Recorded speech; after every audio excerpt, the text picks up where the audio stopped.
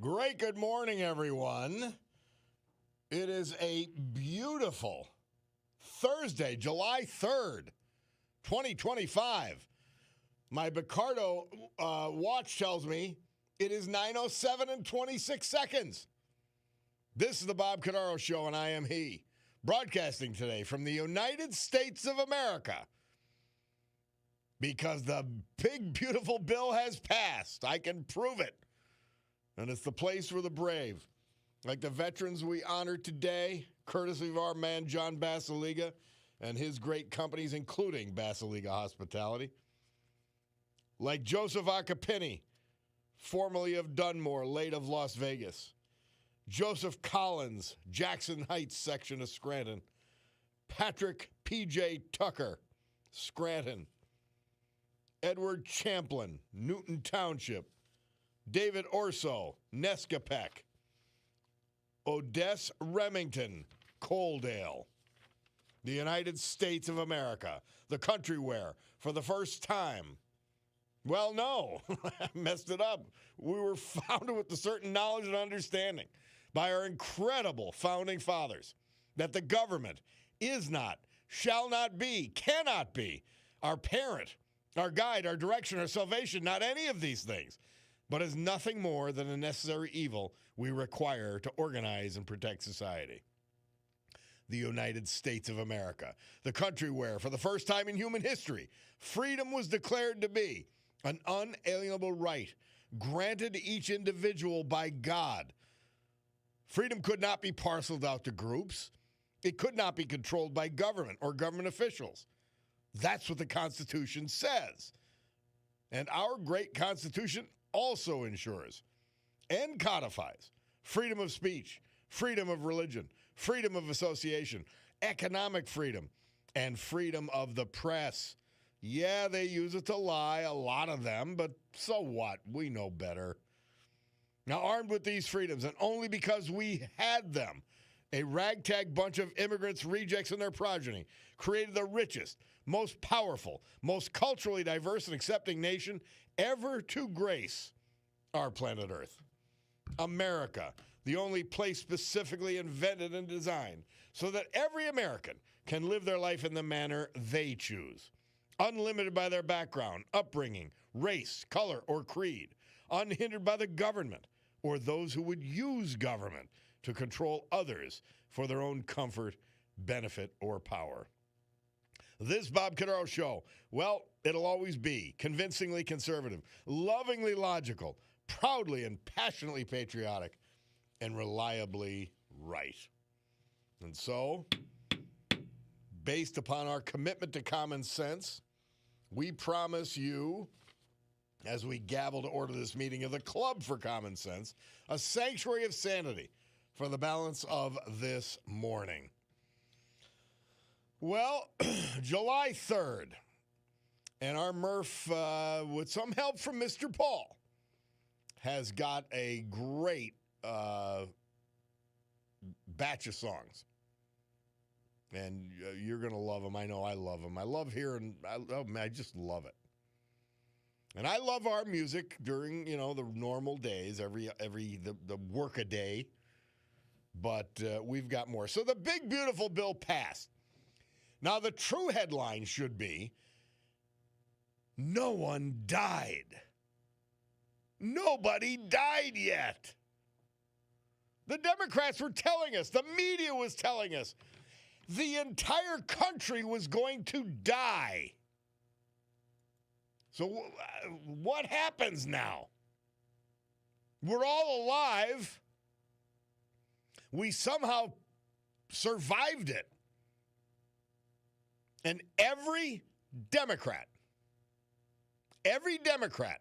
for you working people, voted against you. Every Democrat, for those of you on Social Security, voted against you. So they voted against the tax credit for seniors receiving Social Security. They voted against no taxes on tips, no taxes on overtime. Cop, it doesn't matter. Factory guy, warehouse guy, or gal, They voted against you. Isn't that interesting? The party of the working class hates the working class and lives and loves the freak show. Whatever the cool part of the freak show is, today they're all in. If you, by the way, if you behave according to certain norms, then you're out. You are completely out, and they despise you. And by the way, I don't care if you conform to what society expects or don't. I really don't care. I often don't. Certainly my life hasn't conformed. So why do they hate people who keep this country together by living normal lives, raising families, going to their jobs every day? They hate you. The Democrat Party hates you, despises you, despises everything you stand for, everything you represent. That's who they are. Please remember that. And if it wasn't brought to the fore on this big, ugly bill, which is what I call it, it's a bug or a bub, because there's too much spending in it. I've told you my solution. Cut the government in half in every respect, across the board. And then let's figure out where to add back in and where else we can cut.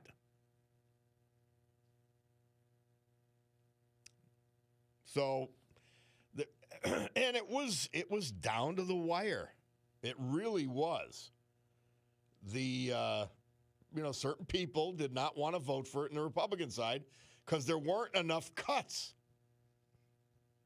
And there weren't. And so we got to live what we got to live with. Hey, we're going to have Dan Muser on today to talk about the Bud.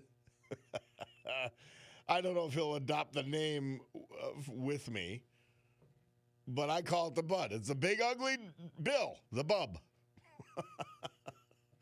And that's fine. Anything the government does is going to be ugly. But it continues current tax rates. There is no tax cut for wealthy billionaires. They're just the disgusting liars.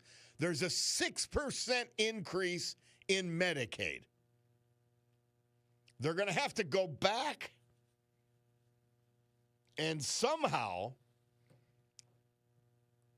probably by presidential order to start, executive order, take the Medicaid off illegals and making a work or volunteer requirement. That did not pass. That wasn't part of the final bill.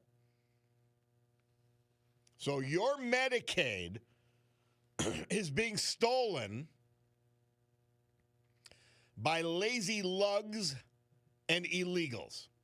So that's what the Democrat Party gave you. Thank you, Democrat Party. Remember, because you're normal and you're slugging it out every day, they hate you. And so, by the way, they show it to you every single time. If you're for law and order, if you're a criminal victim, the Democrat Party shows you every day in every way that they hate you. They don't care what you're registered. They don't even care how you voted. They don't care if you voted for them. They take you for granted. That's today's Democrat Party. It's really unbelievable. Listen, I'm telling you, these newspapers we get are so awful, it's off the charts. If the Scranton Times Tribune is not shilling and the Citizens' Voice, in the case of the Times Tribune, if they're not shilling and repeating 5, 6, 7 times the same announcement about Paige Cognetti, I had this cardboard newspaper announcement, headlines every day, splash pads every day for like days and days and days. Wow. They're so bad, it's off the charts. So today, they pick up an Associate Press. And by the way, I'm happy they did. I'm happy they did. Thursday, July 3rd, 2025. Citizens' Voice, front page. Fireworks injuries, deaths up as watchdog faces cuts. The Consumer Product Safety Division, because they had cuts, people died and got injured. Now, was there anyone, and I sadly, I know a lot of people have been hurt by fireworks. We'll have to ask Larry. Was anybody from the Consumer Product Safety Commission at your house making sure that you were discharging your fireworks legally? Wow, this is the front page of the paper. It's insane. It's frightening. By the way, I don't have your texts yet.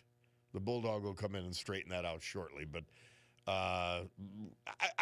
please tell me what you think of that. 570-883-0098. Tell me if anyone has run across someone from the Consumer Product Safety Commission that saved them from injuring themselves with an M80. Please let me know. We'll be back. It's the Bob Cordaro Show.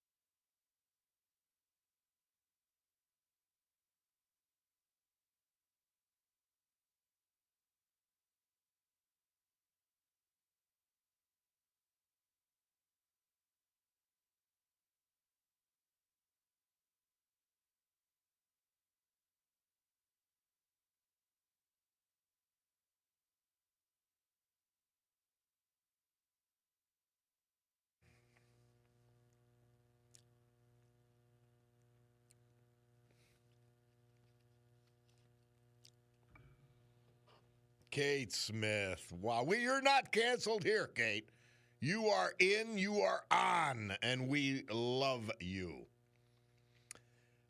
Somebody texted greetings and good morning, Bob, ALTS, which means always love the show, and I say ALTS back at you. You were mentioning a fine lineup of songs for today.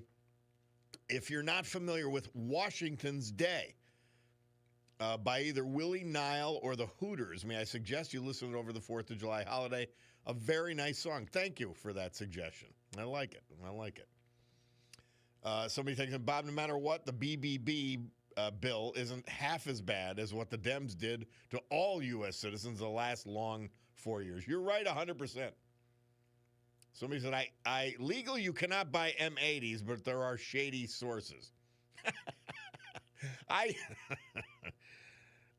I'm not a fireworks guy.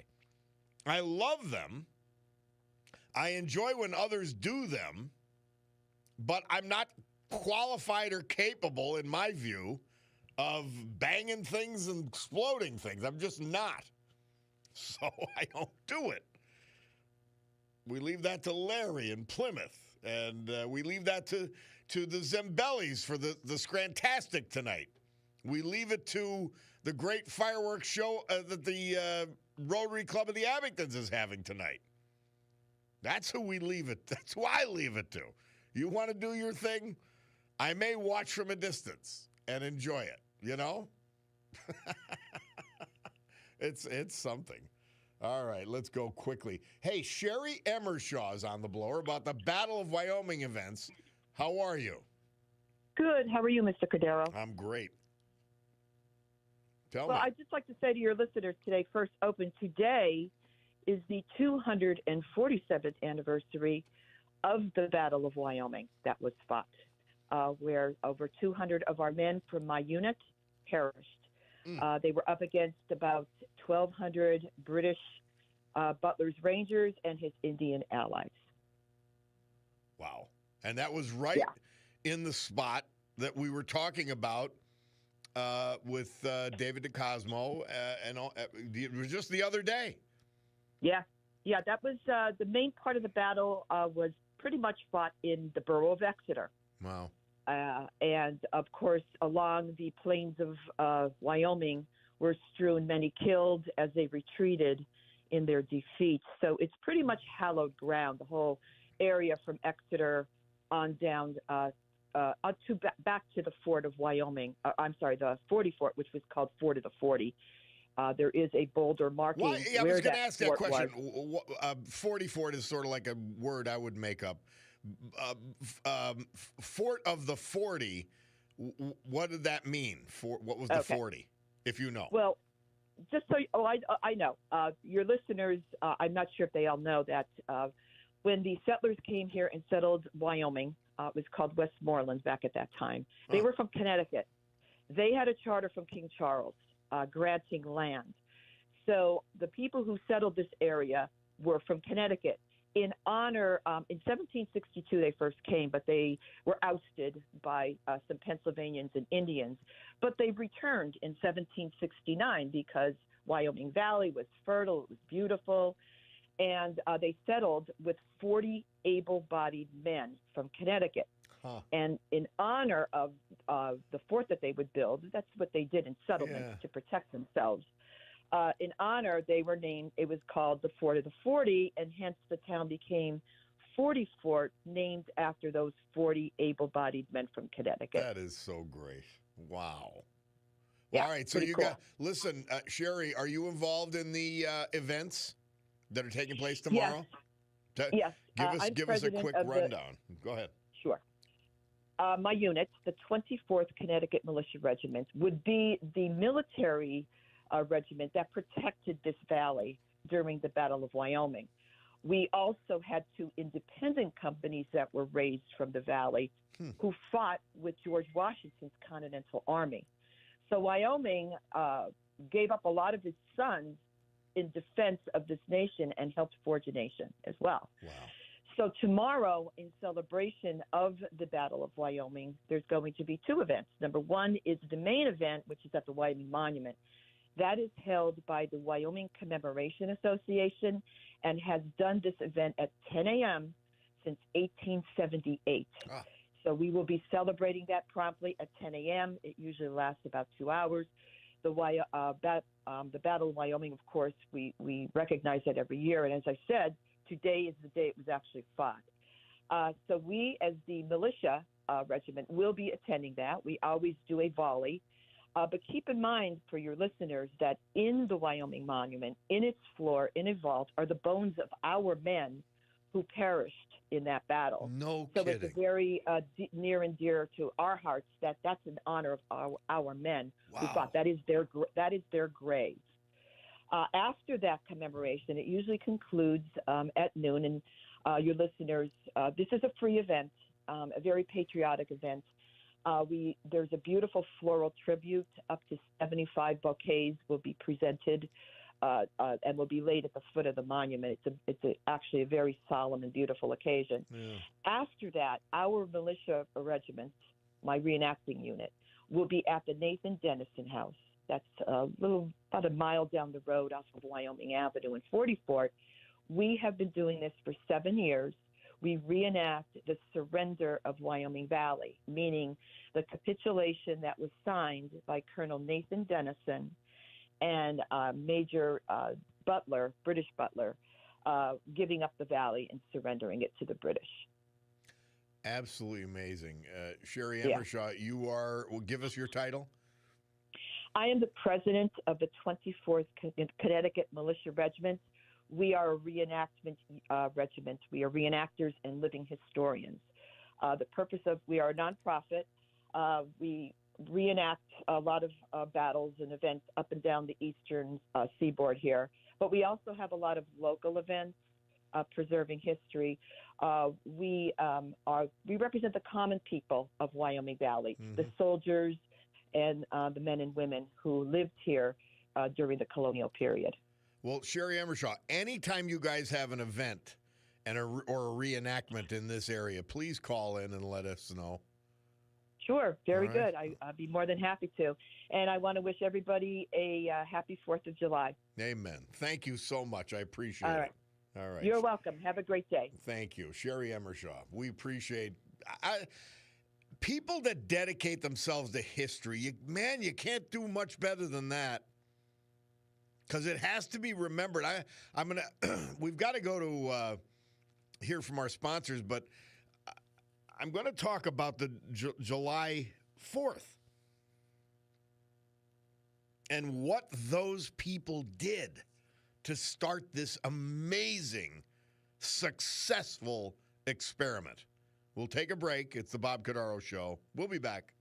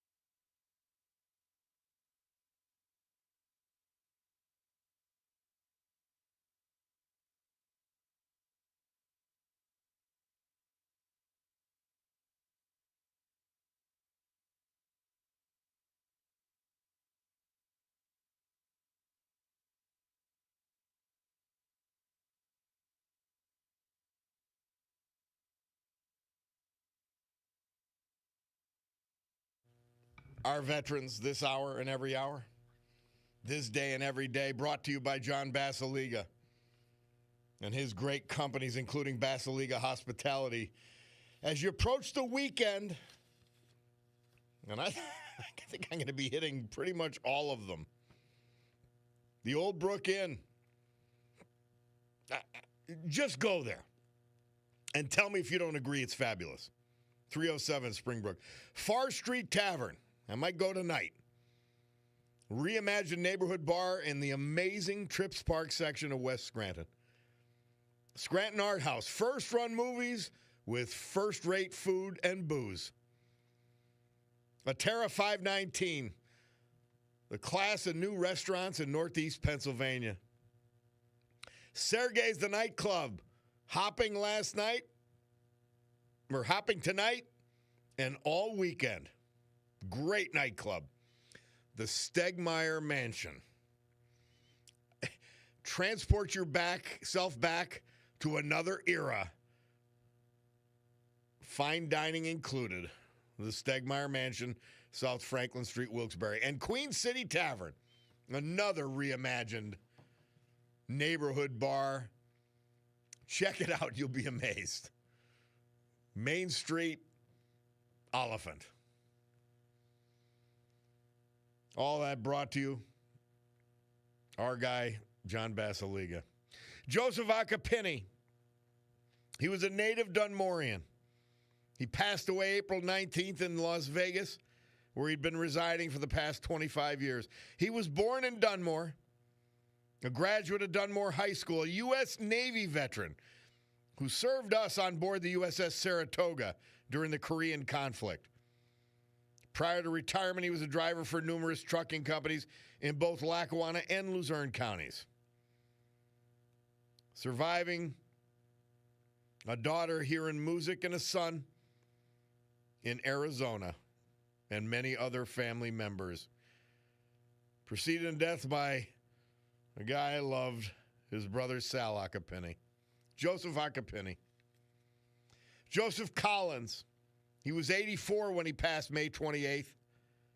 Born in Scranton, graduate of St. Patrick's High School and the University of Scranton. He served us in West Germany as part of the United States Army. He then worked at the Tobyhanna Army Depot and before retirement employed by the Pennsylvania Liquor Control Board. He loved baseball. He loved his Red Sox. Avid storyteller who could remember the tiniest details regarding events that happened decades in the past. I call that the steel trap mind. Surviving are his daughters and many other family members. Joseph Collins. Our great veterans this hour, brought to you by Basiliga Hospitality. Storm Tracker 16 forecast. Meteorologist Joe Snedeker tells us today, partly sunny with a chance of afternoon thunderstorms, high 85. Rob O'Donnell's doing his show from downtown at Scrantastic, and I was going to join him, but it's weather dependent. Tonight, mainly clear, low around 60. Friday, 4th of July, sunny and less humid. Perfect day, 82. Saturday, sunny and milder, 85. Sunday, sunny and warm, 88. An amazing weekend coming up. Where is this? I've told him that I tell the jokes around here. Hi, but Fred Duckman, he insists. He says, remind your listeners, take it easy with the 5th on the 4th so you can go 4th on the 5th. Somebody says, that's good stuff. History on 44. Thanks, LTS. And somebody else says, the streets in 44 are named after those soldiers. How neat is that? Tom from Dallas, song by Ray Charles, America the Beautiful. Great song to play for 4th of July. That's how we're finishing the program, Tom. It's my favorite. To the point where I've built my first radio station, WWAX AM 750 up in Oliphant. That was how it was a day timer. So we'd have to go off at sunset. That's how we finished every day, was with Ray Charles, America the Beautiful. All right. Bulldogs tell me we have something to play. We're going to play it.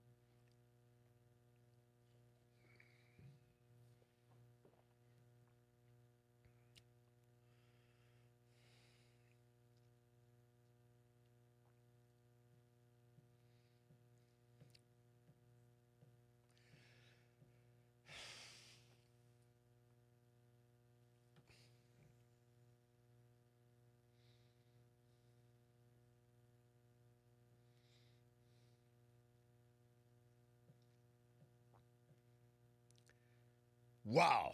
What a song. Toby Keith. Boy, we lost a great one, but what a legacy. Made in America, 2011, Murph tells us. Whew. Got tears to my eyes listening to that. That's it. That's America. That's it. Right there. Man, oh man.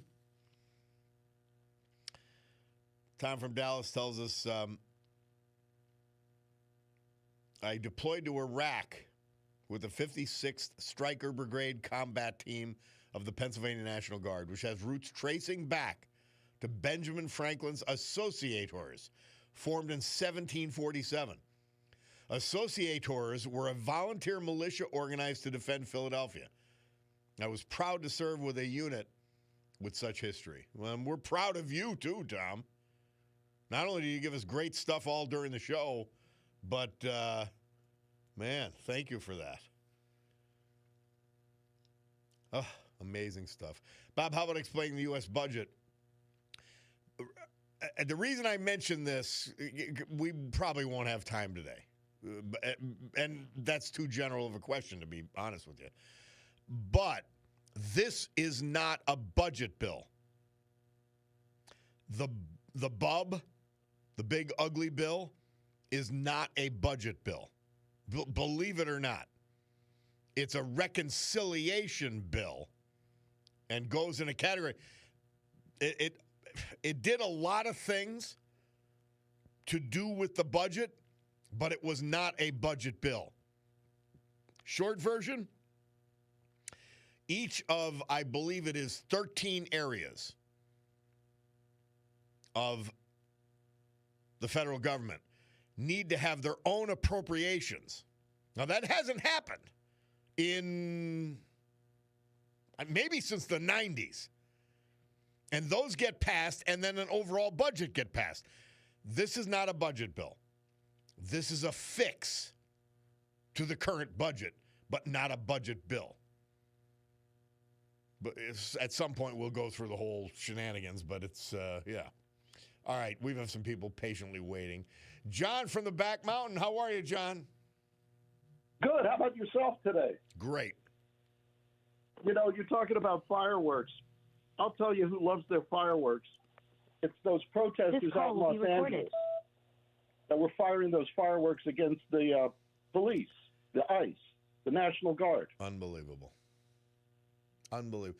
And these anti-Americans and these disrespecters and haters of law enforcement, they need to get their legs broken. They truly do. You fire something that could hurt, maim, or kill a law enforcement, your punishment should be astoundingly severe. When I was a kid, we played around with little strips of firecrackers. Maybe once in a while we got an M80 or a cherry bomb. And recently I've seen these things at my cousin's 4th of July party. There's like mortar shells. They go in a tube. They're like 8 inches long, 2 inches in diameter. Do you go near those, John? beautiful when they go up in the sky, but when they go against a police officer, could you imagine? Oh, scary stuff. John, do you go near the fireworks when they're setting them off? Or are you one of those guys setting them off? No. I got that all out of my system when I was a kid. Well, I told you the Citizen's Voice has said that fireworks injuries and deaths are up because the Consumer Product Safety Commission has lost bureaucrats. So have you ever seen a member of the Consumer Product Safety Commission or one of its employees come and help you with your fireworks? Well, not that I ever fired anything off, but I assume they're sitting in an office somewhere with the computer screen I know. going through that whole deal. Well, that's the headline of the newspaper. It must be important. Yeah. You mentioned the Stegmeyer Brewery. Just change the subject a little bit. Yes. And I thought I had a Social Security card. I had to go get the real ID, and I had to go in that building there. And it was a nice little office, nowhere near the restaurant, I imagine, across the street from the old railroad station. And I told the security guard this is a little that different. my grandfather died in a brewery accident in that building. Oh, yeah. This is the mansion, not the Stegmeyer Brewery. I know what you're talking about. Okay. I was thinking about the brewery. This is South Franklin my Street. grandfather, he fell into a big vat and he drowned. Oh, jeez. He had to come out twice to go to the bathroom. You're not the only one telling jokes on this show. Well, apparently not, John. Thank you, my friend. I appreciate it. One quick question. Go ahead. I was in West Philadelphia around the 80s. When did you go to law school down there? 83 to 86. You ever go to Koch's Deli? No. Where was that? How deep into West Philly was that? It was like 43rd and Spruce. Really? Right by the law school. That's where I went to law school. I'm Koch's Deli. Koch's Deli, there were such characters there. You stood in line and they busted you. They did jokes with you. And Frank Rizzo would always go there when he's running for mayor for a big photo op. I'm so disappointed I missed that because I'm sure it's not there now. Little hole in the wall. Wow. It was great thing. Hey, I hope you have a blessed 4th of July. You're doing a great job. You too. Thank you, John. Appreciate it. Always. Koch's Deli in West Philly. I lived at the law school my first year. Then I lived in Center City, but the next several years. But wow, Koch's Deli. Never heard of it. Man, oh man. Anyway, well, you can't. I guess you can't hit it all. And if they didn't have a liquor license, I guess that's why I didn't go there. I don't know. Well, it's time for the Bloomberg Money Minute. We've got a couple calls we want to get to before the top of the hour because after the news, we're going to talk to Dan Muser about the bub, the big ugly bill. It had to pass, and it did. We'll be back.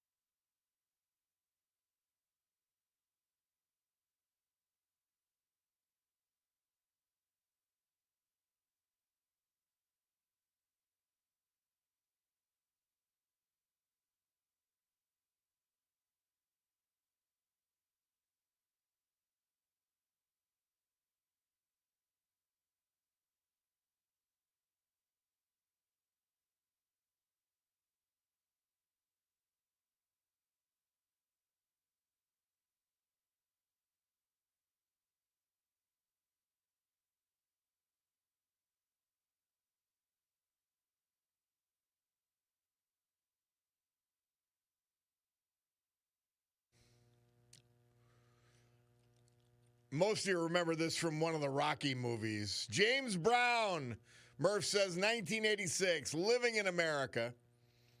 Bob Cordaro back with you. And, of course, the history that we just discussed.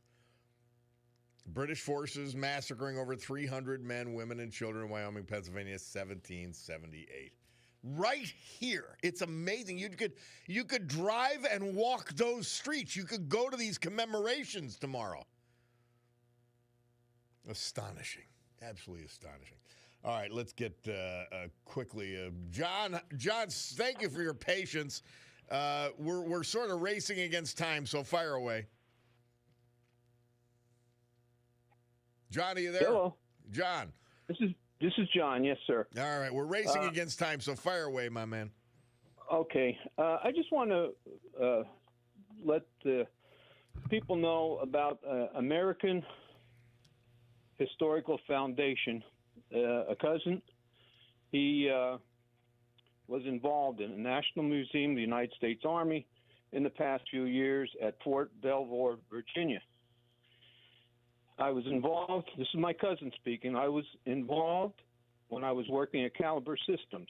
We were one of the original corporate sponsors. I was Caliber lead representative and as a such was involved in many initial events and ribbon cutting. This is for the BRIC program, and it's the foundation. And what he did was he supplied a narrative, and all the people are relatives and live in this area, or has lived in this area. If I could read it to you, I'd appreciate it. Quickly, my man. Fire away. My father served, this is my cousin, he's a retired colonel. He served in Vietnam, and he's talking about his family. My father served in the Army during World War II. My mother came to Washington during World War II in response to requests for women to come to work for the War Department.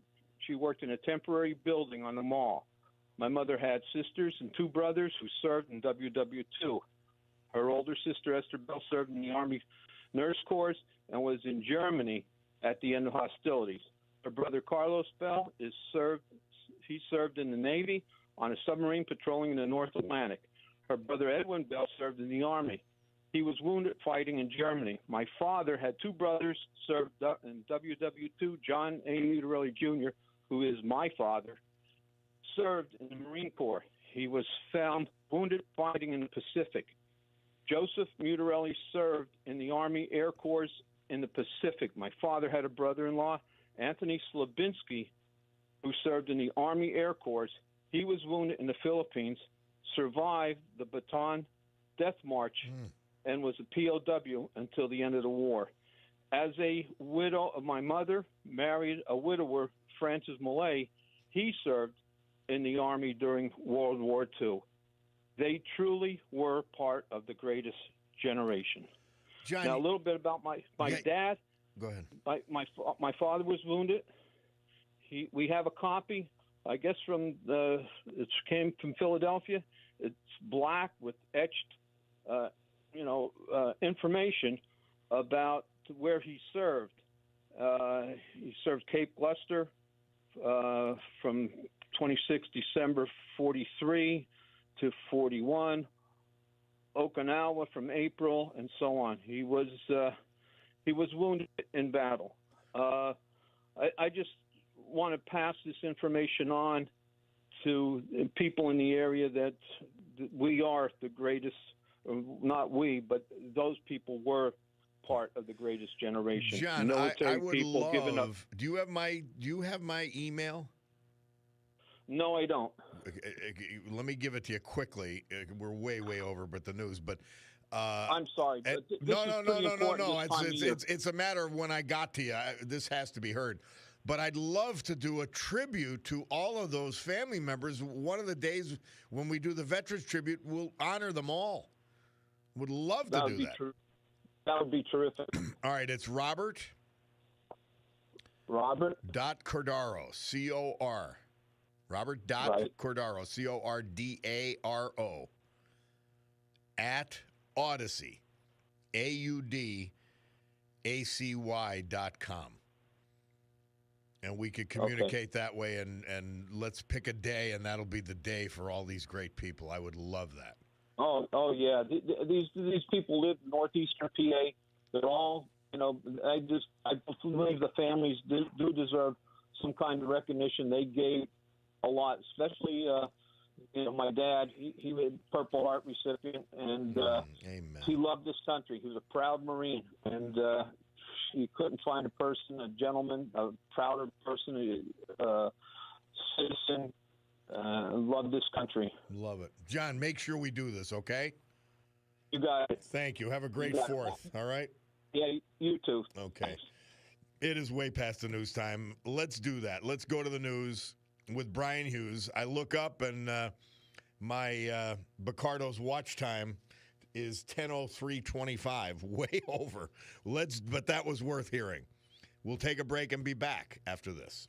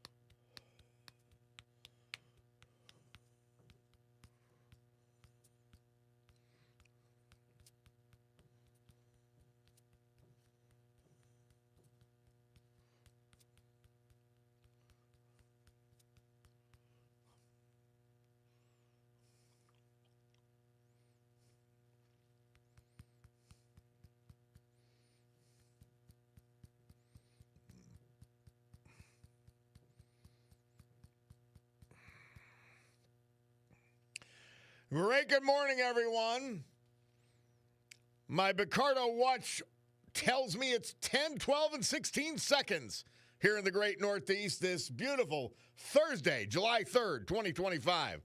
This is the Bob Cordaro Show, and I am he, and it's a big day to fight for America, defend our values, and with the help of our great man, John Basiliga, and his Basiliga hospitality, to honor the brave who have made us and kept us free. People like veterans we lost this year but celebrate this day. Joseph Acapini, Las Vegas, Late of Dunmore. Joseph Collins, Scranton. Patrick P.J. Tucker, Scranton. Edmund Champlin, Newton Township. David Urso, Nescapec. And Odessa Remington, Coaldale.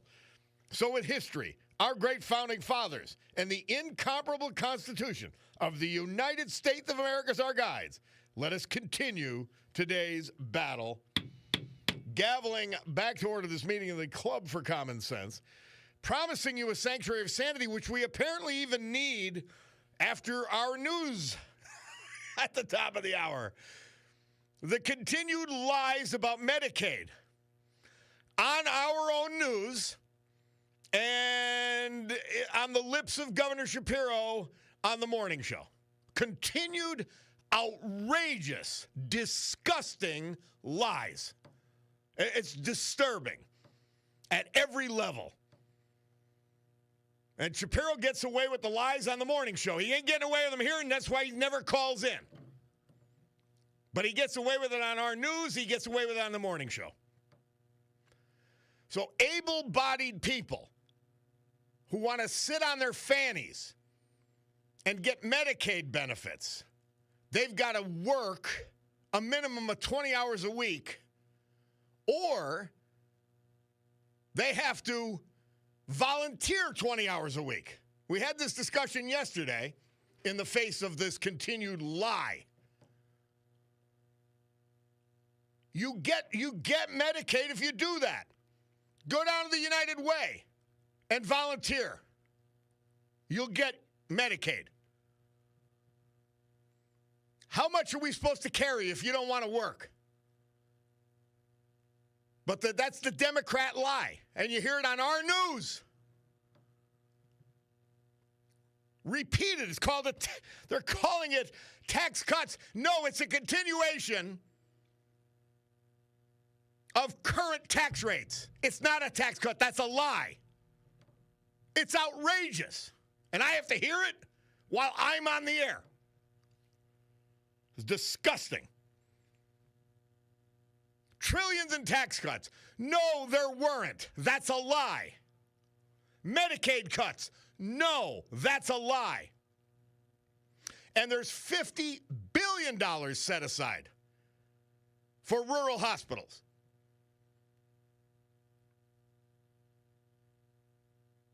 So there's the answer.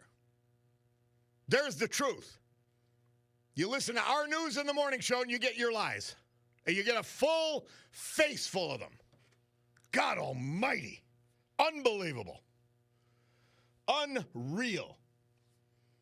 But this is what Democrats do. This is what the left-wing media people do. They lie. They repeat lies. What do I say in the beginning of the show every hey, freedom of the press. And it's up to us to discern their lying. Well, we just did. Just know it's happening. In the middle of the show, it's happening. Be aware of it. Well, Congressman Dan Muser was there, and he voted on it, and he knows about it, and he's with us now. Congressman Muser, how are you? Sorry to delay you for my little rant, but I get in a lather when the media lies, when people lie. It's disgusting. Yeah, it really turns my stomach too. And you were delivering a factual message, Bob. It is false claims. And Governor Shapiro has to say. Think of how bad it is, Congressman Muser. Think of how bad it is. Yeah. You still can get Medicaid if you go to United Way and volunteer 20 hours a week. Then you sit on your ass the rest of the week. Well, you know what's going to happen here? They're fear-mongering to an extreme, just as they did with inflation, the market crash, and how our allies are going to turn our backs on us, how Trump's going to be a king, and these things fade. How he had no right to bomb Iran when, meanwhile, every Democrat president did it 7 or 8 times before. Never mind that. The media doesn't pay any attention to that. And this, too. This is going to pass today. In the end, it's going to be a big, beautiful day. Maybe over time, more people will become members of the Club for Common Sense because, we have no hope for some people here. None of those fear-mongering threats are going to happen. None of those predictions are going to happen. So all they're trying to do is scare people. And then, 6 months from now, 12 months from now, when none of this occurs, they're certainly not going to retract all of their statements. You're not going to hear Shapiro say, hey, I was wrong.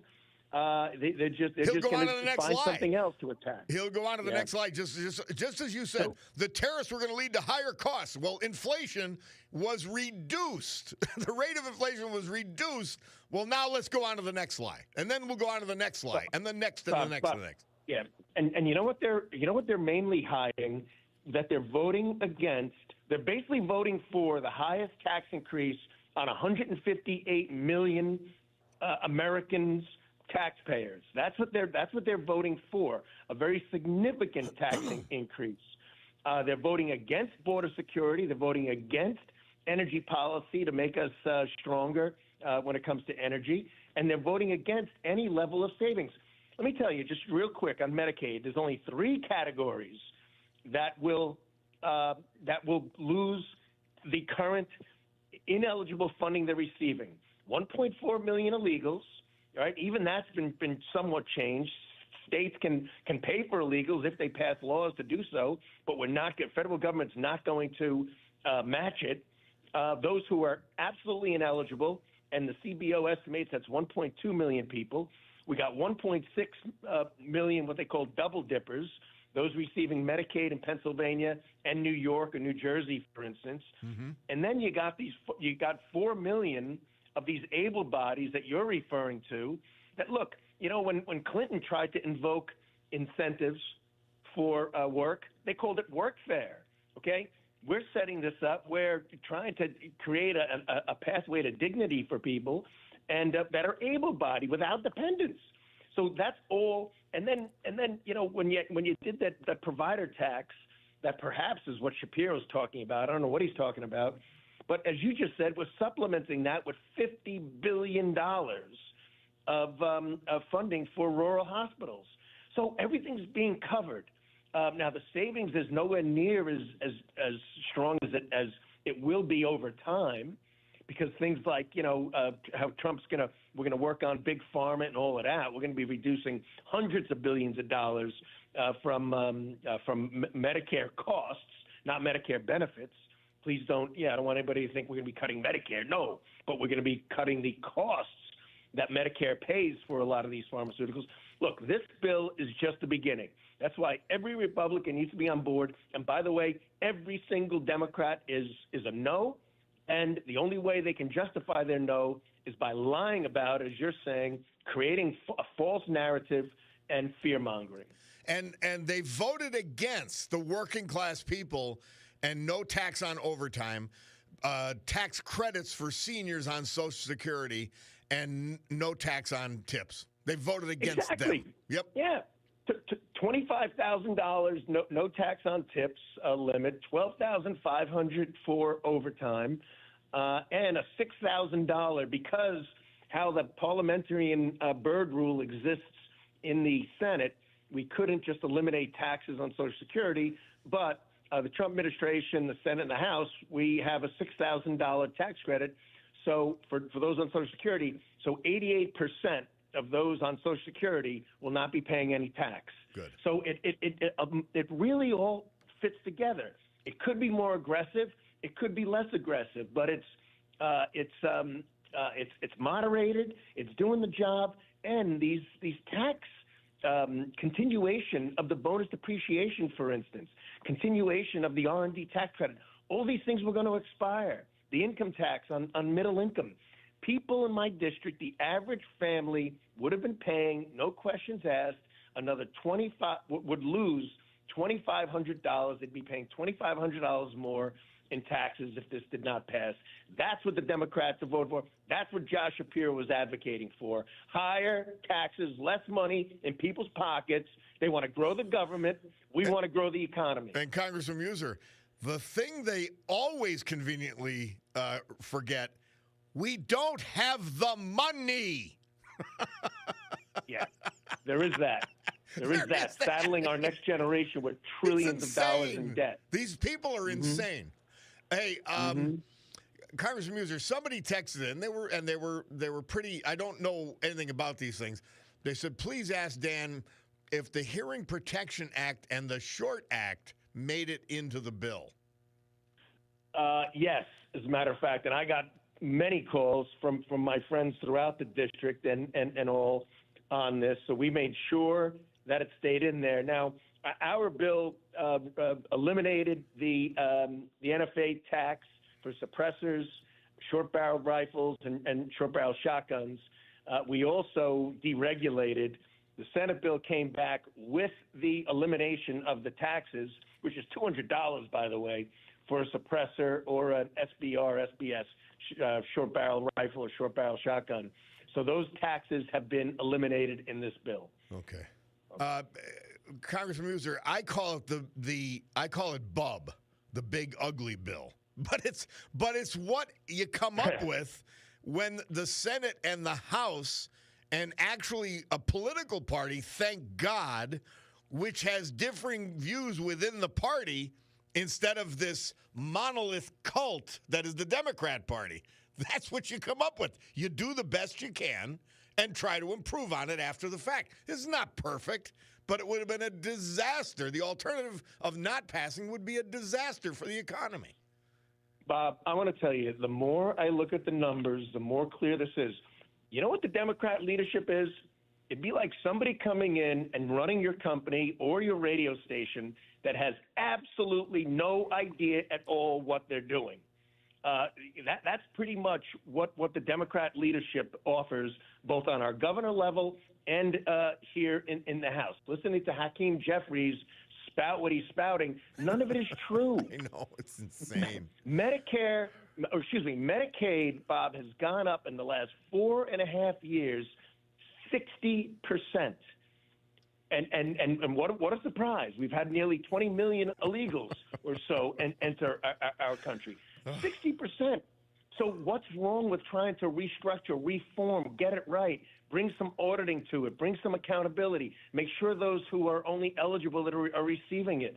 I mean, and if everybody's eligible, great, but we're going to take a close look at it. It's only trillions of dollars of tax money. That's all. Yeah. And the SNAP, the same thing. I'm looking at the SNAP numbers right here. In 2019, SNAP was $60 billion. Okay, even if you throw in 20%, 25%, even 30% Biden inflation, today it should be at 78, maybe 80 billion. It's at $100 billion a year. And you know what? What we're looking at is, again, some work requirements, and some dependency ages, and it'll probably bring it down to about 92 billion or 93 billion. Yeah. But at least it saves $7 billion. But it really should be closer to 80. I mean, was SNAP an awful program under Barack Obama when it was paying out only $68 billion? Imagine we were saying, hey, we're going to bring it back down and adjust it for inflation. We'd be called the worst people in the world. Well, you are. Yeah. These but we're not even looking insane. at that. Again, just eligibility and accountability. It can't be, and these guys, these governors of blue states, and certainly Pennsylvania is definitely not a blue state, but they look at this stuff as, it's almost like campaigning. The more people they have on the government rolls, the more votes they think they get. Now, on the same note, look, I don't want to be harsh. This is serious stuff. We're going to make sure that the hospitals are funded, that the people who are eligible for Medicaid, when you've got a sick child, when you've got, I was talking to someone the other day, he's got their sister's got an autistic son. They were concerned. Those are all legitimate concerns. None of that's being touched, regardless of what Josh Shapiro wants to scare people. Well, there's a And 6% increase in Medicaid. Somehow that's a cut. Right. Congressman, let me ask a question, and let's get back to Shapiro because he was the highlight of the morning show and the highlight of the news just now. Does he have the ability to pay for illegals out of our federal tax money, Medicaid, and for the people who are unwilling to work or to volunteer?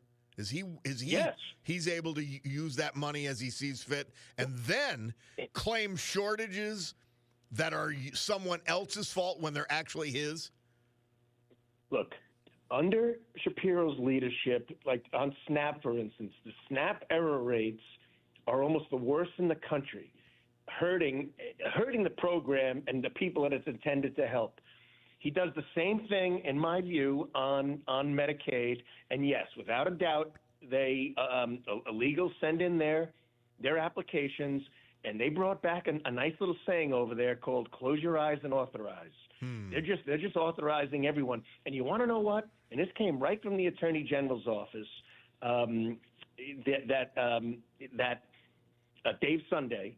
That we have the highest level of criminality, of criminal activity in our Medicaid, not just close to the top, the worst in the country.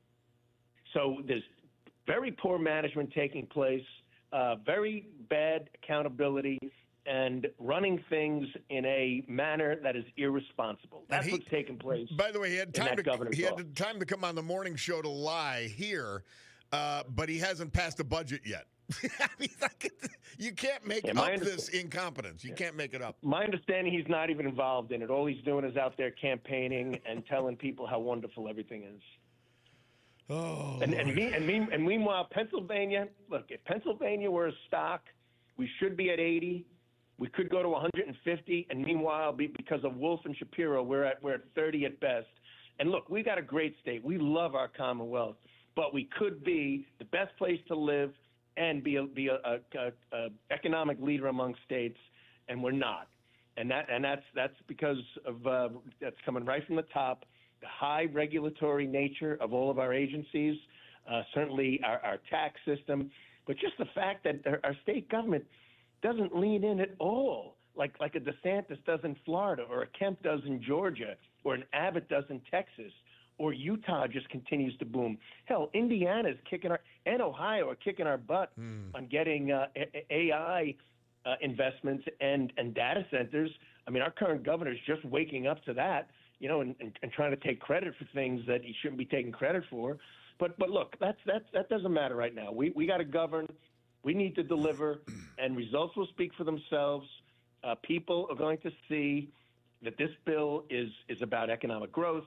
It is about national security, by the way. It's codifying much of how Trump secured the border. It's going to have better energy policy for Pennsylvania, and there's moderate savings, and just simply bringing accountability. But when it comes to a lot of this, people haven't seen anything yet. Like I tell my colleagues, this is not it. This is just the beginning. Trump administration's only been here for 5 to 6 months. People are going to see a roaring economy. They're going to see a government they can rely upon. And you want to know what? That's why Trump's polling is so high and Republican Congress is so high. They say it's the highest ever, and it's because we're delivering on the promises made. And that's what's happening here. Mm-hmm. This is what Trump campaigned on. This is what I campaigned on. Strong national security, strong economy, more jobs, higher pay, minimizing inflation, and bringing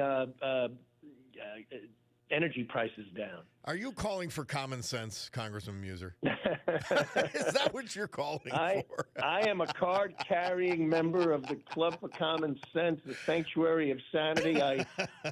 I'm honored. Congressman Dan Muser, thank you so much. Go vote for that. Go vote for the bill. I call it bub, but it's essential no matter what you call it. Yeah. Thanks, Bob. Amen. Thanks for the opportunity. And you know what? Happy Independence Day to you and everybody listening. Let's enjoy and celebrate the birth of our great nation. Amen. Congressman Dan Muser, thank you, my friend. We'll take a break. I look at my Picardo watch brands: Breitling, Oris, Longines, Michelle, Shinola, Luminox, Swiss Army. In short, Picardo Jewelers is your watch store, and they tell me it's 10:32 and 35 seconds. We'll be back.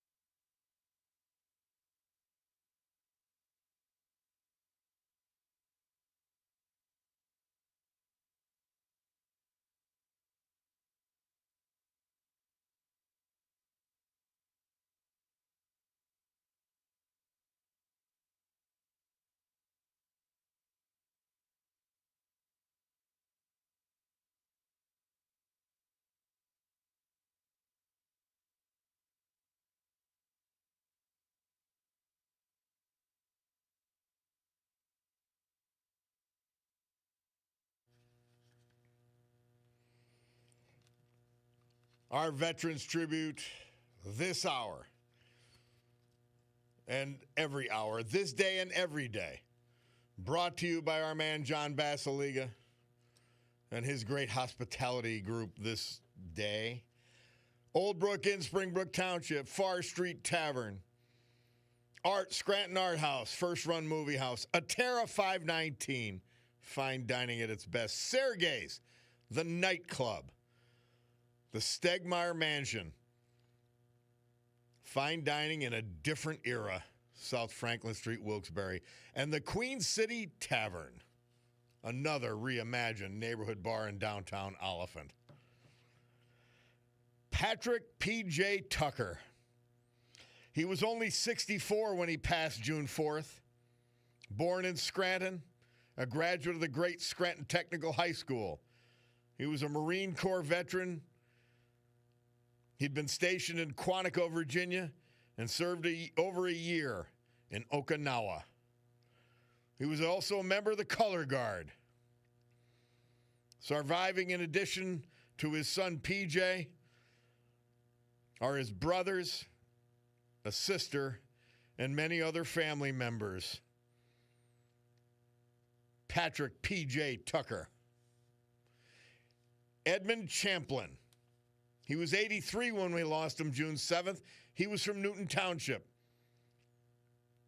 His wife passed away in 2016. She was Marilyn A. Champlin.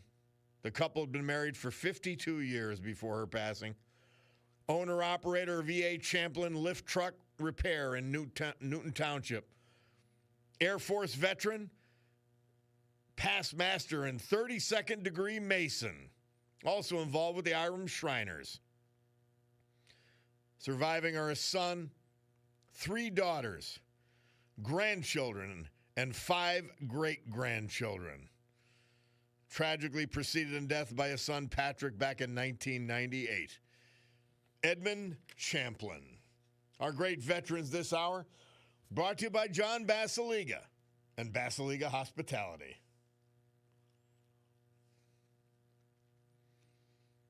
That means the weather. Storm Tracker 16 forecast from meteorologist Joe Snedeker. Today, partly sunny with a chance of afternoon showers, highs at 85. Tonight, mainly clear, low around 60. Friday, 4th of July, sunny and less humid, high 82. Saturday, sunny and milder, high 85. Sunday, sunny and warm, high 88. So a great weather. Maybe a little rain this afternoon, but other than that, fantastic. By the way, another headline you'll never hear from our news. What's next for CBS? They just paid $16 million. $16 million for what they hoped was a Kamala favored 60 Minutes appearance that they edited so disgracefully to try to pretend she wasn't dumb and vapid. $16 million. That'll go to the Trump library. He's not going to have to raise much money. Between all the media liars, they're all paying for it. There's a beauty in that, that's for sure. Let's go back to this Medicaid lie. Now, see, I would have no problem if Shapiro and the morning show and our news would say there are eligibility requirements in Medicaid which could save up to so many $1 billion, whatever. That's the true version. Or that to spell out what an able-bodied person would have to do to continue receiving Medicaid. But no, they do the lie instead. I don't get it. You know why? Because they know they're wrong. They know they're wrong on every issue. And I guess they got to plow forward. But again, I don't understand the mentality. It doesn't make any sense. Don't you want what's good for your country? Or do you want this lie that is the Democrat Party and the Democrat left-wing lunatic agenda? Why do you want that? And by the way, if you do, Let's say you're that lunatic running for mayor of New York, or you're even AOC or Bernie Sanders. Cut the lies out. Tell us what you're for. And then also explain to the American people why you don't think the deficits will matter and that the national debt doesn't matter. And here's why an able-bodied person should get Medicaid, regardless of whether they could work, regardless if they have no dependents. Tell us why you believe that. But see, they don't argue, and they won't argue, and they won't discuss from a normal plane of truth, fact, and reality. It's just alien to them. These are news people. These are opinion people. It's just amazing to me. Why don't you just say, all right, I don't think that the deficit and the national debt matter. And then explain why. And let's have that discussion. And then say, when you're trying to reduce spending, and then make the truthful argument. You're trying to reduce the growth of spending by making able-bodied people do something in order to stay eligible for Medicaid. Well, that's the truth. Why don't you argue about the truth and the facts? Why do you have to lie and then argue from your lie? Well, you know why? Because they'll go to the morning show and they'll listen to the newscast, lie for them, repeat their lies, and enough people not paying that close of attention. Somebody asked, isn't this bill putting us more in debt? Yes, it is. Yes, it is. That's why I call it the big ugly bill. But it's the best they could get. You can't, I mean, they couldn't get any more. This is razor thin in the Senate. The vice president had to vote for it. It's razor thin in the House. So, what do you do? So this is Bob LTS. I really wanted to call in today about a few things that have my blood boiling, but I don't think I can control the F-bomb so well. Have a great 4th. Who's telling the truth? How can I tell who's being honest? I'm being honest. This is the reality. And time in the face of their life. Just a perfect example. They told you the border was secure. Our news told you the border was secure. The morning show told you the border was secure. Every left-wing opinion maker said the border was secure and it was no big deal. We found out they were lying sickeningly. Then they started, well, there's no consequence. Yeah, there's consequences. Fentanyl deaths. American jobs being taken. American wage rates being depressed. Biden was fine. There's nothing wrong with Joe Biden.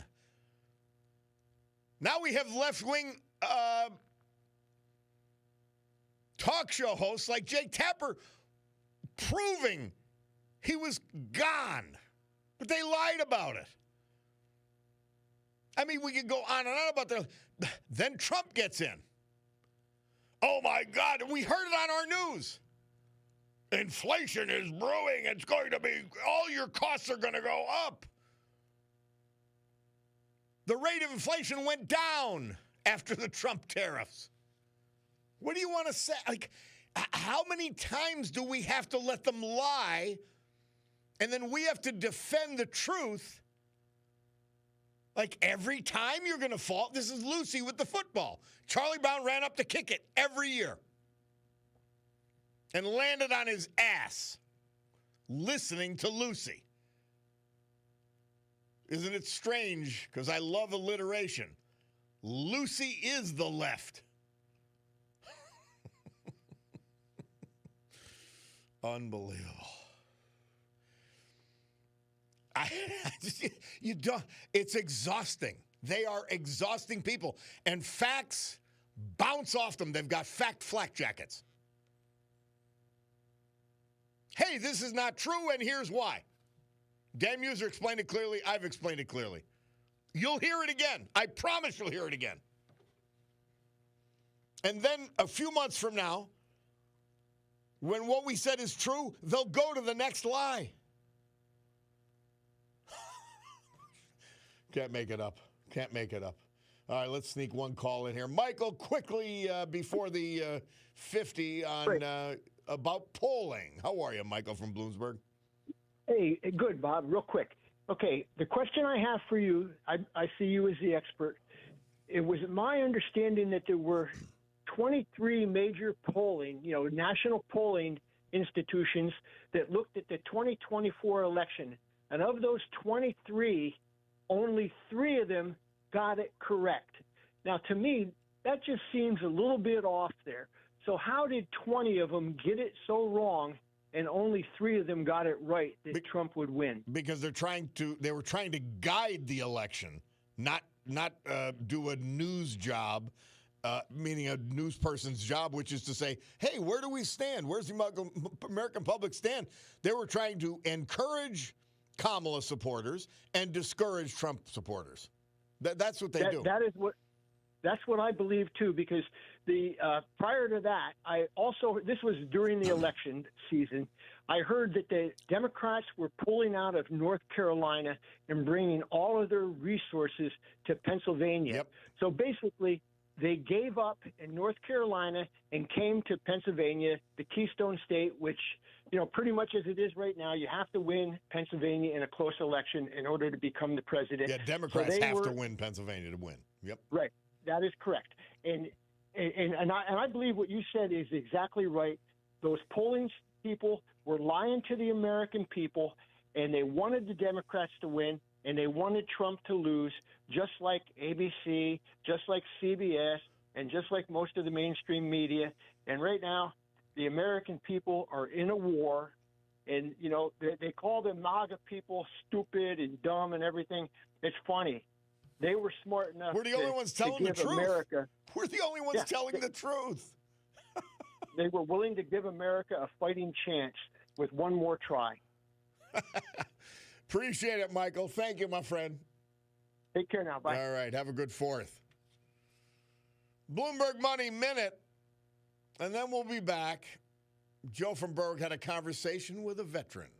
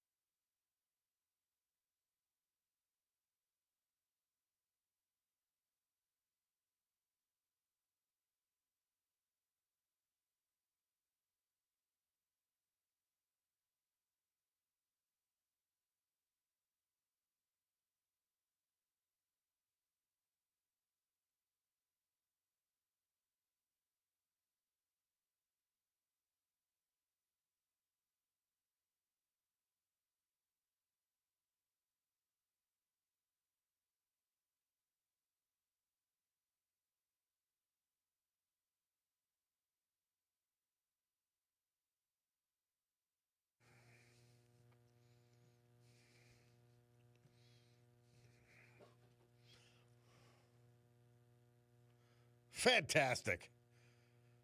Murph says that's Leonard Skinner from 2003, Red, White, and Blue. Love it.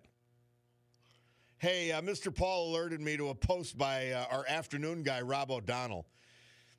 Pennsylvania governor, here's the liar, okay, Pinocchio. And he's aided and abetted by people like The Morning Show, left-wing lunatics, and our news, left-wing lunacy. Able-bodied individuals, here's what Shapiro wants and what he calls cuts. Able-bodied individuals who refuse to work or even volunteer to receive health care on your dime. Also, individuals who no longer qualify for health care and Medicaid under temporary COVID expansions. He wants you to pay for it. He also wants the state to be reimbursed so he can pay for illegal immigrant health care. These are his cuts, his lies. And Rob finally points out individuals who can't verify their eligibility for free health care. So if you can't prove you're eligible, how the hell do you get it?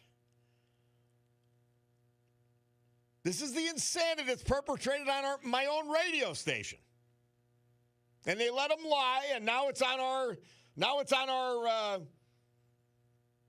news feed, which is generally good. The devastating impact of Trump's mega bill in Pennsylvania. They're lying. He could have been asked simple questions like, well, wait, are you talking about able-bodied people with no dependents? What are you talking about here? They won't work? They won't even go to a volunteer to United Way or some great charity? Is that who you're talking about? Are you talking about illegals? You talking about people who got Medicaid on COVID basis? You talk about people who can't verify that they're eligible. These are the devastating cuts that they're lying about. Thank you, Rob O'Donnell. Thank you, Mr. Paul. Joe, we got to be quick. My apologies, because I got in a lather here with these liars. I know you by now, Bob. That's fine. Hey, remember last time we talked, I told you I was at that tire shop where there was a female changing tires? Mm-hmm. Well, okay, while I was there, I was talking to an elder gentleman who was wearing a Vietnam veteran's cap. And here's what he told me that I think a lot of people don't realize if your only knowledge of this is watching movies. He spent his tour over there with the Marines as a grunt, and he was telling me how the whole time over there was basically in a pit full of water. Because whenever they would go out into the field to do maneuvers and engage the enemy, they were not sleeping in the barracks, they were out in the jungle. And they spent their whole time in the swamp because the rice paddies were mined, the dry land was booby-trapped, so the only safe place for them was out in the swamp and the waters. And this made this old guy telling me, how the health problems he had, because of what that does to your body, to spend all that time soaking wet all the time. And it's quite incredible, Yeah. That, like I said, even the movies don't portray this accurately. It's amazing what our veterans have gone through to preserve this country, to create this country, what our founding fathers risked. I haven't even gotten to that yet. To sign that Declaration of Independence, it is beyond inspiring. Happy 4th of July to you, Bob. You're a great American. Thank you for your patience too, Joe. Thanks for calling in, man. Yeah, thank you. All right. Well, I look up, and I could tell you, if you go to Bacardo's in downtown Scranton, Jefferson Avenue, and Spruce Street, you got Breitling, Oris, Longines, Michelle, Shinola, Luminox, Swiss Army. It is the watch store. And the watch store tells me it's 11:02 and 18 seconds. So I believe them. They tell the truth all the time. Time for the news. Let's see what's coming next. We'll be back after that.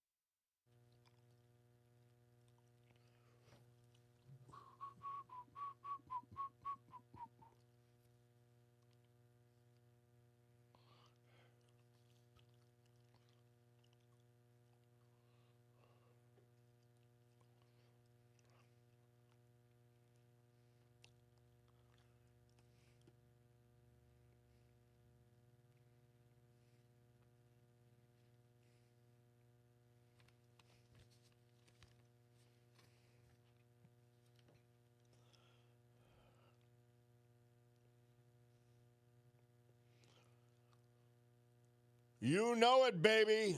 They're lying big time about the big ugly bill, the bub. It's as good as we can get. It ain't perfect. It ain't great, but it's good. It's what we need. Great good morning, everyone. Cordaro Jewelers, your Breitling, Oris, Longines, Michelle, Shinola, Luminox, and Swiss Army Watch Store. They tell me it's 11:09. This beautiful Thursday, July 3rd, 2025. This is the Bob Cordaro Show. I am he, and it's a big day to fight for America, defend our values, and with the help of our man, John Basiliga, to honor the brave who have made us and kept us free. People like Patrick P.J. Tucker, Scranton, Edmund Champlin, Newton Township, Joseph Acapiti, Dunmore, but late of Las Vegas, Joseph Collins, Jackson Heights section of Scranton, David Orso, Nescapec, and Odessa Remington, Coaldale. So with history, our great founding fathers, and the incomparable Constitution of the United States of America as our guides, let us continue today's battle, which apparently extends to our music that's supposed to be playing right now. We'll gavel to order this meeting of the Club for Common Sense, promising you a sanctuary of sanity in a world where the Democrats, the media, they just lie. They just make it up so they can win an argument. They don't even care if they get caught anymore. It's insane.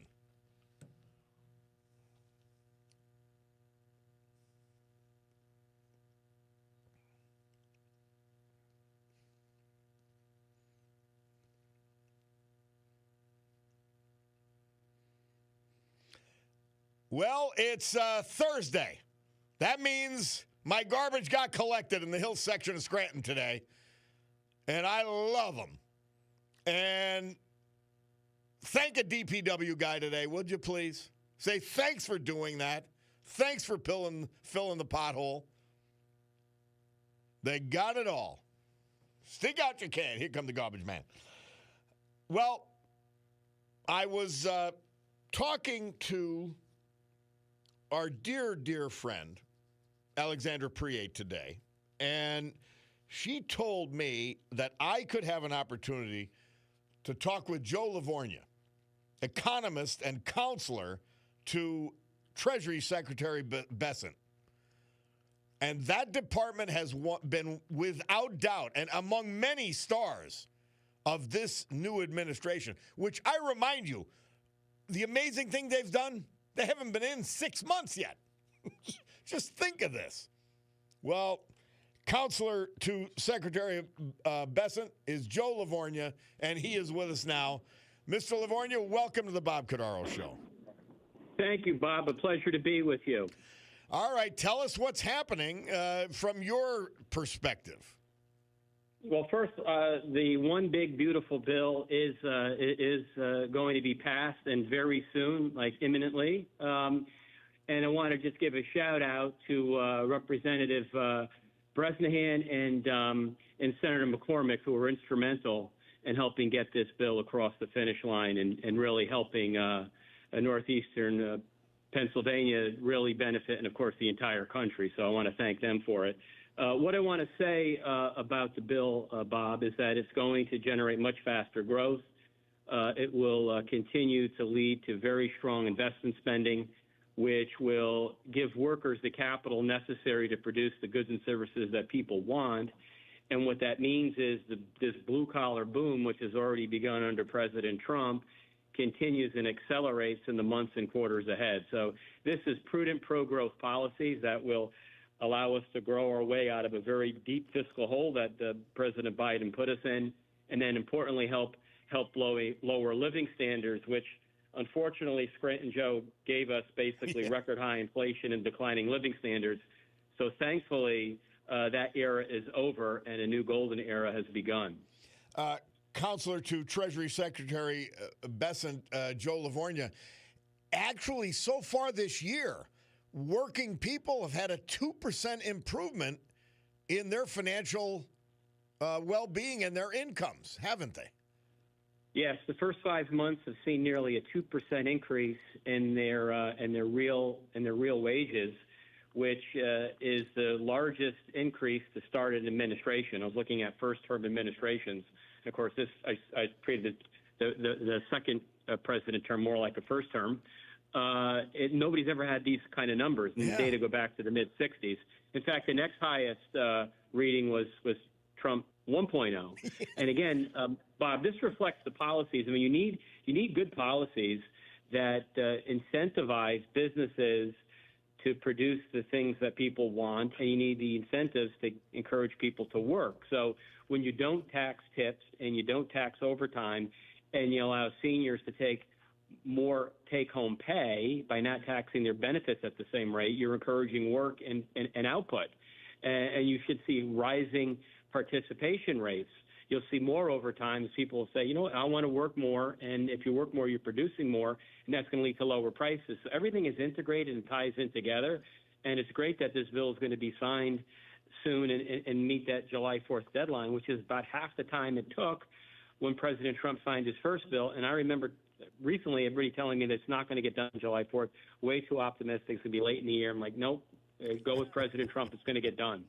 We're talking to Joseph Livornia. He's counselor to Treasury Secretary Scott Bessent. And Joe himself, he's a well-known and highly respected economist. He spent more than 2 decades in the financial services industry. He served in the first Trump administration as special assistant to the president and chief economist of the National Economic Council under Larry Kudlow.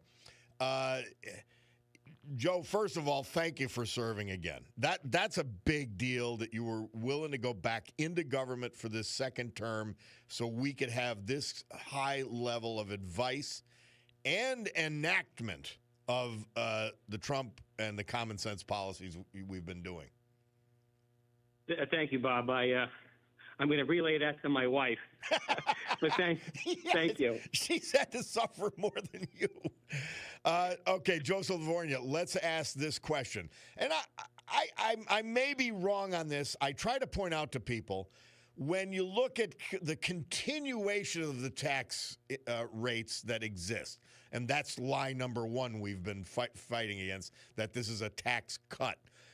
But when you look at them and the no tax on tips, no tax on overtime, and the tax credit for seniors on Social Security, and the CBO, just for example, scores it, meaning they tell us, well, here's what it will result in, plus or minus regarding deficits and national debt.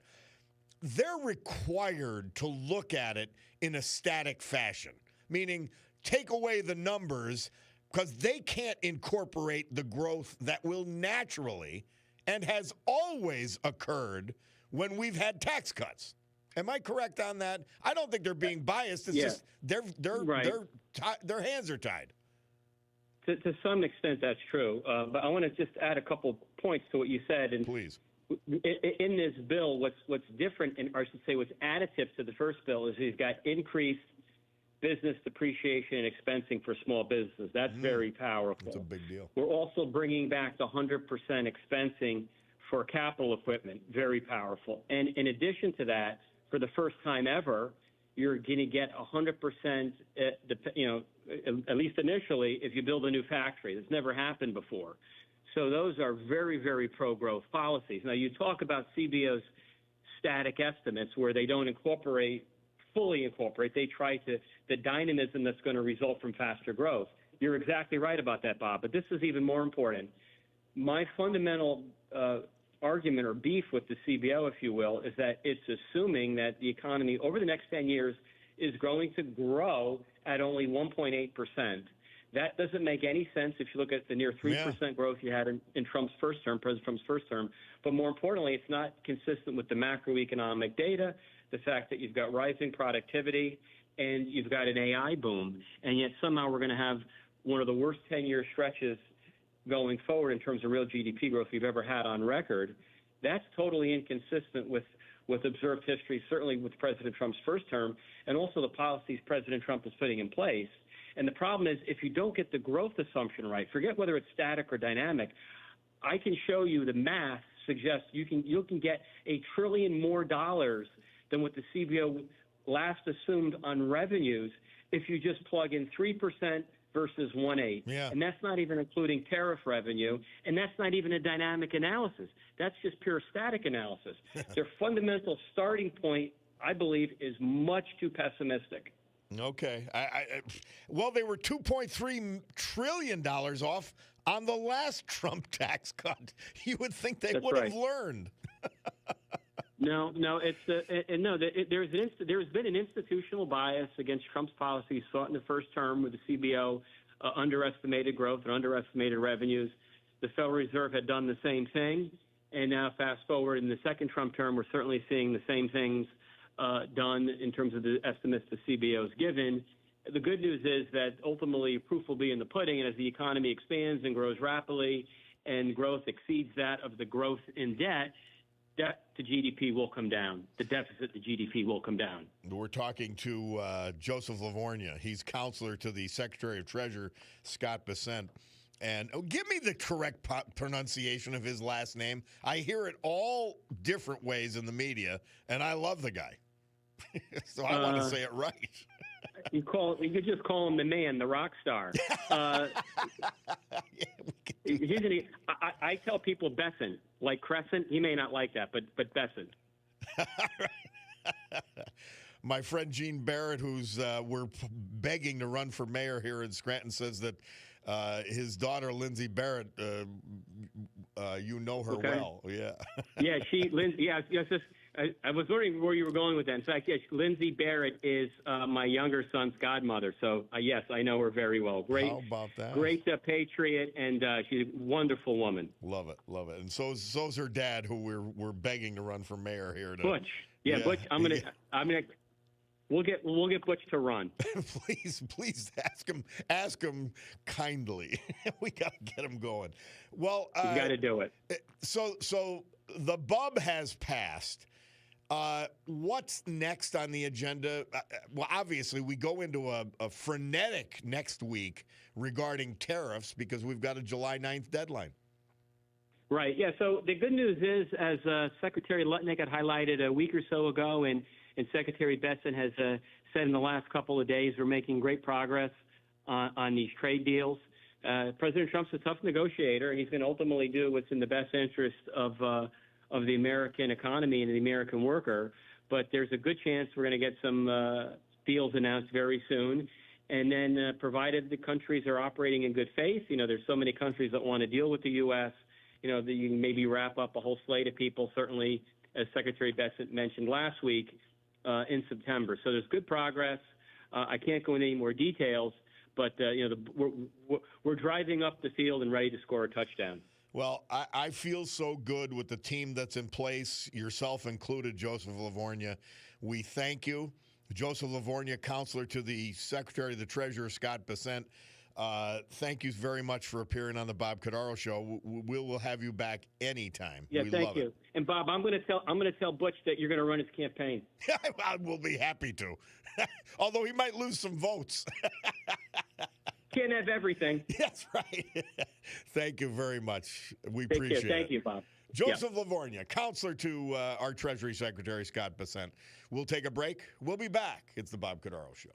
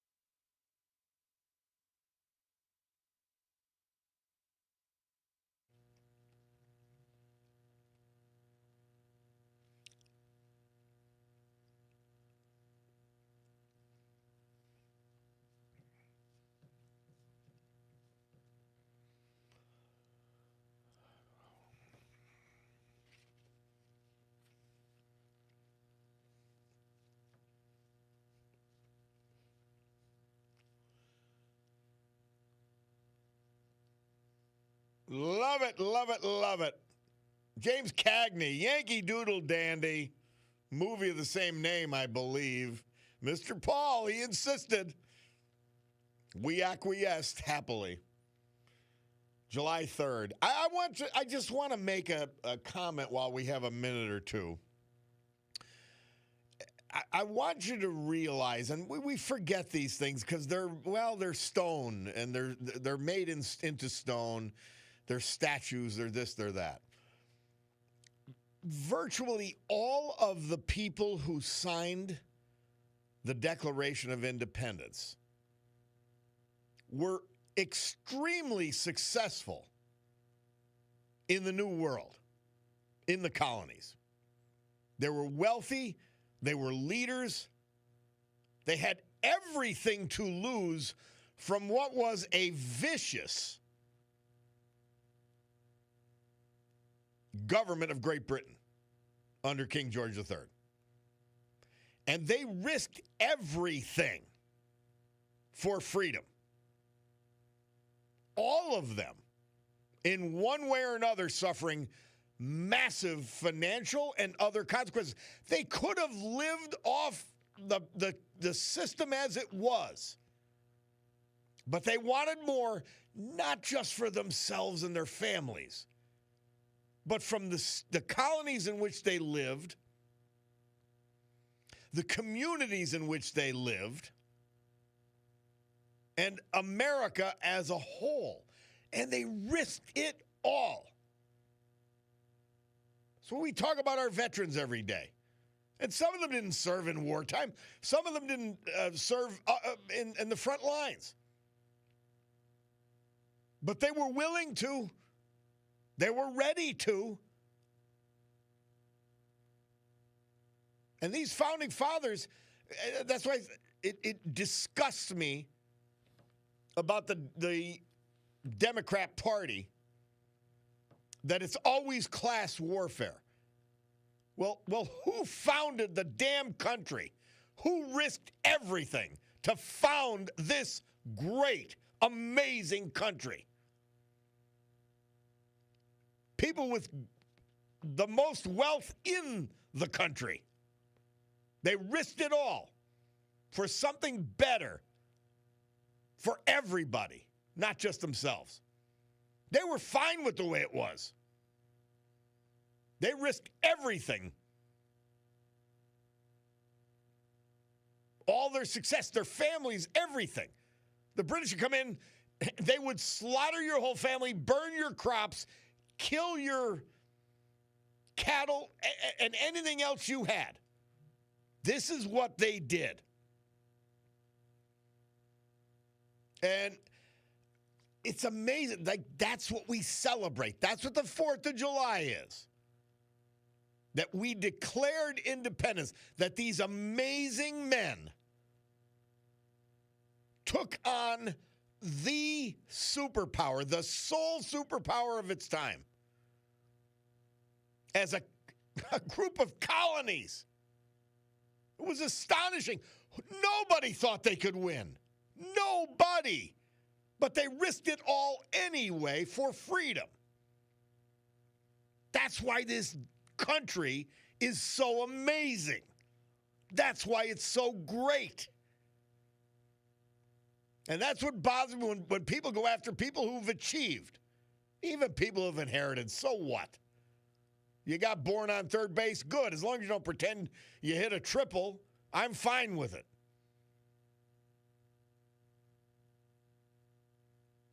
And yet these Democrats, these left-wing lunatics, would tear down everything with their policies that these men risked everything for. That's why we fight so hard on this show. That's why this holiday is important, special, unique in the history of the planet. We'll take a break, hear from our great sponsors.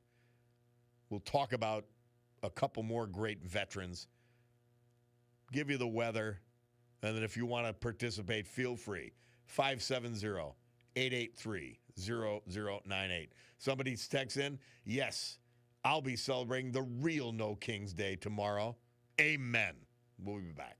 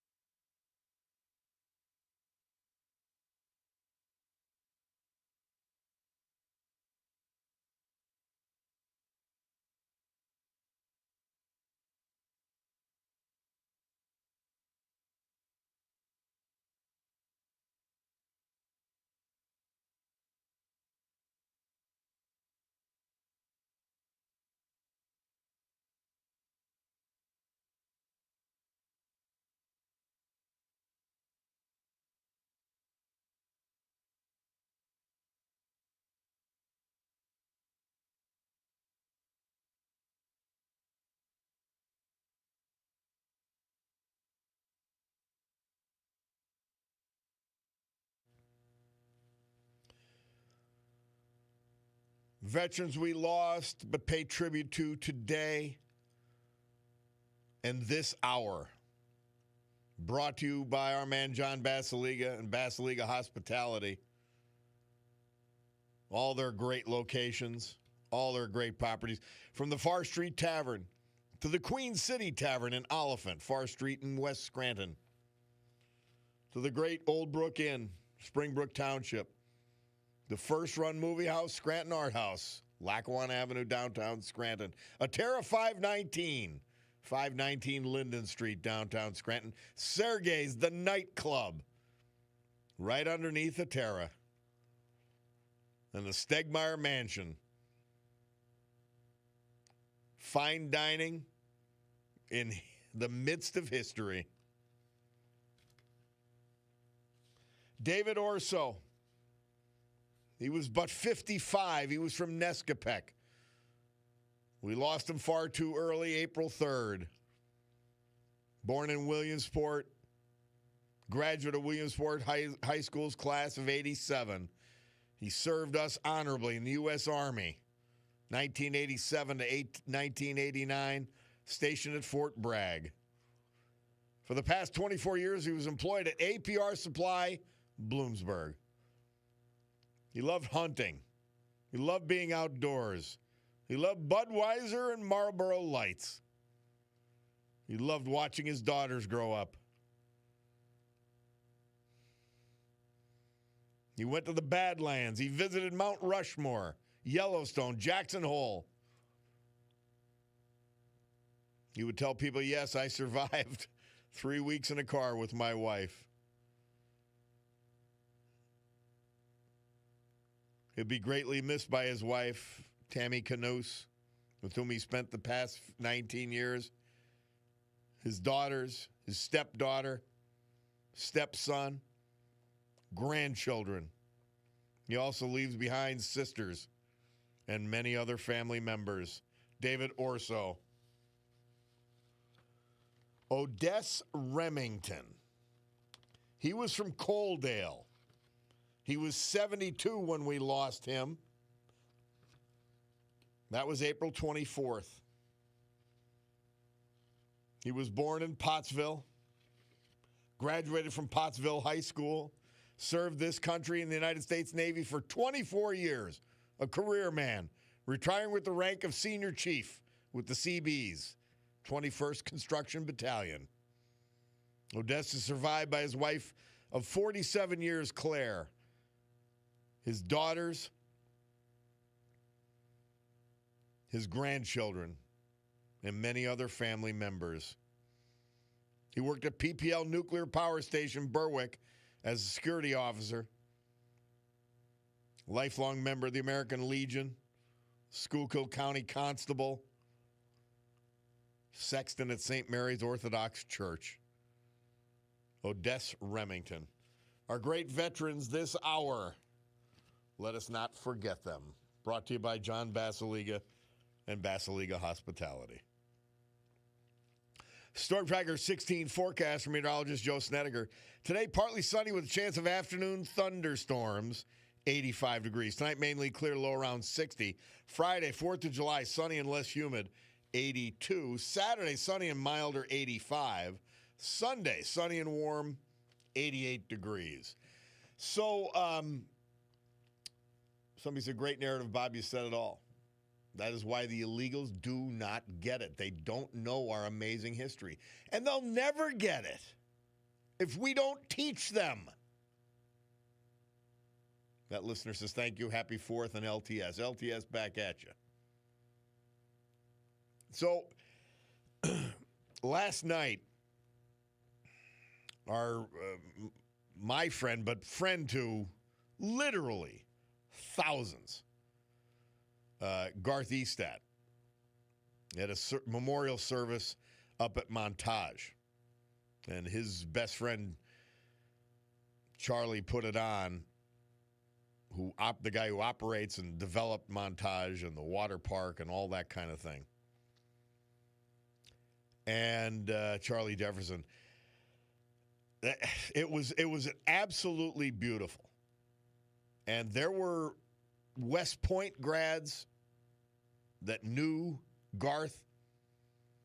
He was one of those guys, not only did he have this great military career, but he was one of those guys who made so many people feel special, and all of that was brought to the fore at this service. And Charlie Jefferson's staff up at Montage did an incredible job. We were sitting out in the back, and in addition to Charlie, one of the guys I obviously admire, Johnny Basiliga, and he was there. And, man, we were just surrounded by so many good people. But, you know, the sad part is when you leave the service, Garth ain't coming with you, and you're not going to see him again.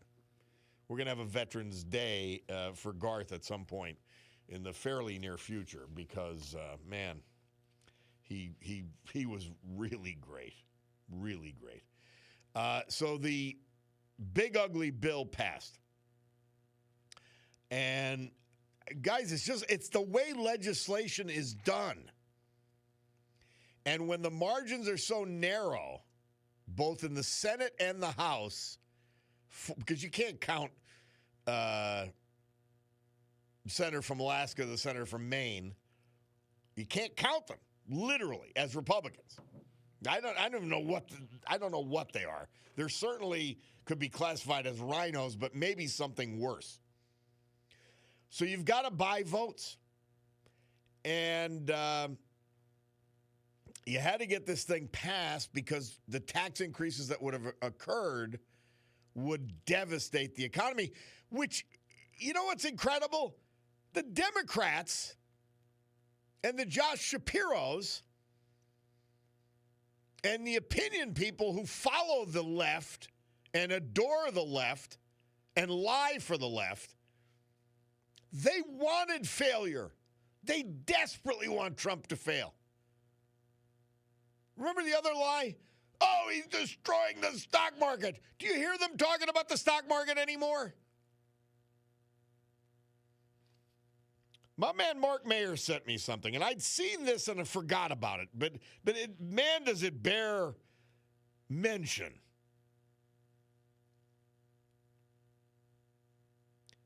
36% of Democrats proud to be American. Does that tell you where their party's at right now? Does that tell you how lost they are?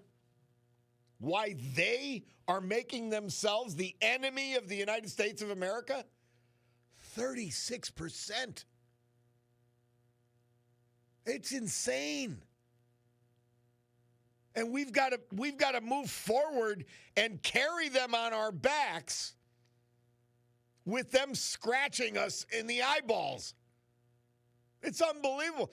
They don't want a better country. They want a worse country. This is who we're against. This is who's arrayed against us.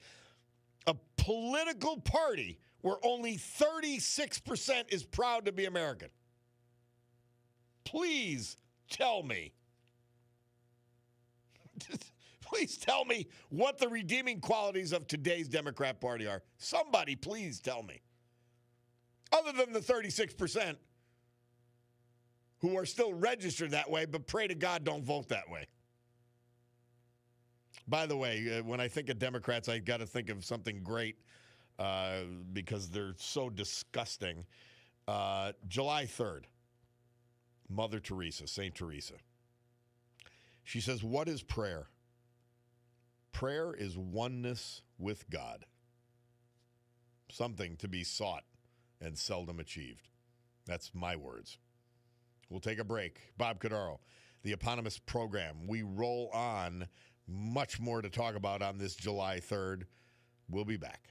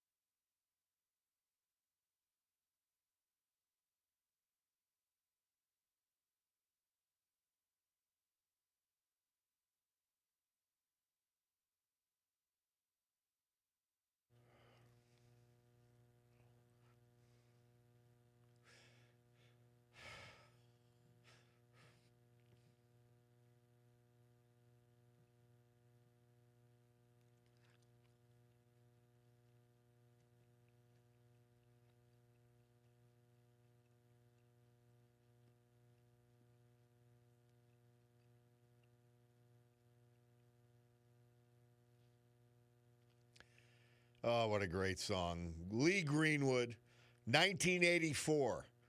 That was a Ronald Reagan theme song, and man, does it still hold true today. Good, brings tears to the eyes every time. Stock market moving up again. Hey, and somebody pointed out that when the stock market was going down, the morning show they thought it was a business show. Now they never mention it anymore. I'm telling you, there's a script, and they all follow it. They follow it blindly. Like when Joe Biden came in, when Mayor Cognetti, many names, and Bill Gaughan named the street after the guy, they all, oh, I'm with Joe. They didn't care that he was addled, that he was stupid. They didn't care that he sucked as president, even before he lost his mind. They didn't care. Yeah, somebody points out ABC News predicting a bad jobs report. Now they announce much better than expected. I mean, come on. Don't fall for it. Please, don't fall for it. One last call. We got Marcus from Scranton. How are you, Marcus? Good, Bob. How are you today? Great. I just wanted to throw it out there, before our 4th of July, that the 109th Field Artillery will be disbanding at the end of this month, which was inception of during the Revolutionary War. They're consolidating. They're not going away, but they will no longer be the 109th, which has been in every battle since the birth of our country. And the train tragedy, too. I mean, the 109th, horrific. talk about storied. Yes. Oh, the 109th. My father was a member of the 109th. Wow. I think everybody was at one time, Yeah. whether they were in it or not. And unfortunately, they're closing down some of the armories, in particular the one in Nanticoke. Going to be a little less economic punch for the city each month. The soldiers are there spending money. Yeah. They're consolidating them to like the Plymouth and Nanticoke. And I just hope as it gets towards the end of the month, maybe somebody will pick it up, do an expo in the paper. I don't know if the armory themselves in Kingston are having any kind of ceremony. But, after I got out of the service, I was in the 109th for a short time. And it's just sad to see that it goes. But it does happen. It does happen. Well, Marcus, would you keep us surprised on the program of all of that and just call in once in a while and let us know? Absolutely. And like I said, I hope somebody picks it up, maybe something in the paper as that gets closer to the end of the month. I appreciate it, Marcus. All right. That's a real story. And talk about history, the 109th. Wow. Fantastic. Yep, absolutely. Thank you so much. All right. Thank you. Have a great day. All right, my friend. Happy 4th. And by the way, Babylon Bee, which I love, how 9 politicians are celebrating this 4th of July. Chuck Schumer. I know he's always pretending to cook meat on a grill. I guess he thinks it makes him normal. Well, he's a freak. Chuck Schumer is murdering 26 people with undercooked beef. And it's tradition is tradition, after all. AOC, she'll be weeping outside of Alligator Alcatraz because she's heroic. Ron DeSantis, governor of Florida, he'll be turning loose highly trained alligators armed with lasers to hunt down anyone who comes near Alligator Alcatraz. J.D. Vance by killing off a rival world leader. Joe Biden, he'll be hanging Christmas decorations. Thomas Massey, the goofball Republican, voting against everything in the House. He's going to some super secret meeting with Trump. He was invited at a CIA detention cell. Have fun, Tom. Babylon Bee continues. J.B. Pritzker, the massively overweight goofball left-wing inherited billionaire. Hot dog eating contest. Yeah, that's where he'll be. Followed by a burger eating contest, lamb shank eating contest, entire baby pig eating contest, pie eating contest, and tub of Crisco eating contest. Zoran Mamdani, the new mayoral candidate in New York, dumping Jews into the harbor. And President Trump, he'll be carving his own face into Mount Rushmore while riding a bald eagle. Hey, we're finishing with America the Beautiful by Ray Charles. Oh, one of the best renditions ever. Guys, have a great 4th. Have a safe 4th.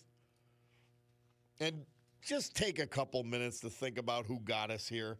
Not just our founding fathers, but everyone who fought for us and was in our military and were patriots ever since.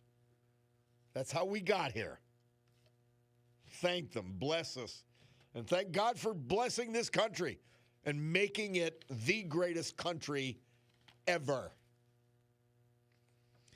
Sue Henry Show is next.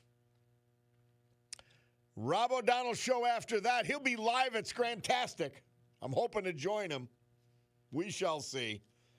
But for now, Picardo Jewelers, your Breitling, Oris, Longines, Michelle, Shinola, Luminox, Swiss Army Watch Store tells me the time is 11:58 and 20 seconds, which means pretty much I got to go. Thanks to our veterans. Patrick P.J. Tucker, Scranton, Edmund Champlin, Newton Township, Joseph Acapini, late of Las Vegas, but he was a Dunmorian. Joseph Collins, Jackson Heights section of Scranton. Odessa Remington, Coaldale. David Orso, Nescapec. And let's remember our cops this weekend. A lot of activity. Thin blue line. They are great. Lord bless the ones who wear the badge, the ones who walk the beat, protect and keep them safe while they are on the street. As they wait and as they watch, doing good for all, guide their minds and give them strength for each and every call. Ready to put their lives on the line, give them courage each day. Let them know you're always there in each and every way. So bless the ones who wear the badge, protect them from harm, always keep them safe and in your loving arms. And another weekend wouldn't be the same without reading Tomorrow Never Comes, Norma Cornett Merrick. That was in the obit of our dear Doreen Goriab. If I knew it would be the last time that I'd see you walk out the door, I would give you a hug and kiss and call you back for just one more.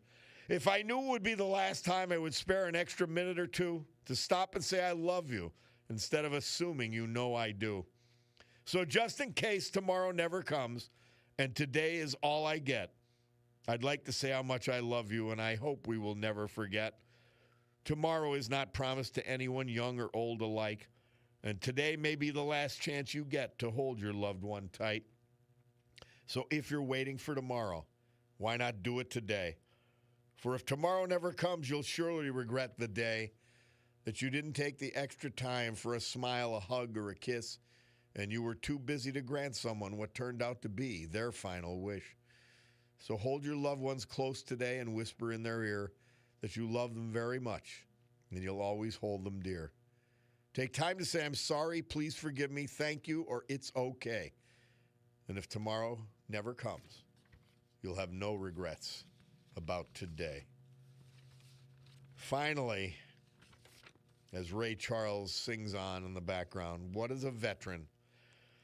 A veteran, whether active duty, discharged, retired, or reserve, is someone who at one point in his or her life wrote a blank check made payable to the United States of America for an amount of up to and including his or her life. That is honor. And there are way too many people in this country today who no longer understand that fact. That's outside the Bloomsburg Legion. What is a veteran? What is it all about? What is this country all about? Greatness.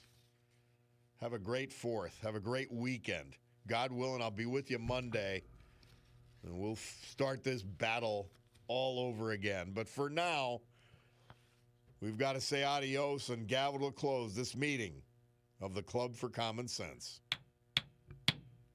Have a great one.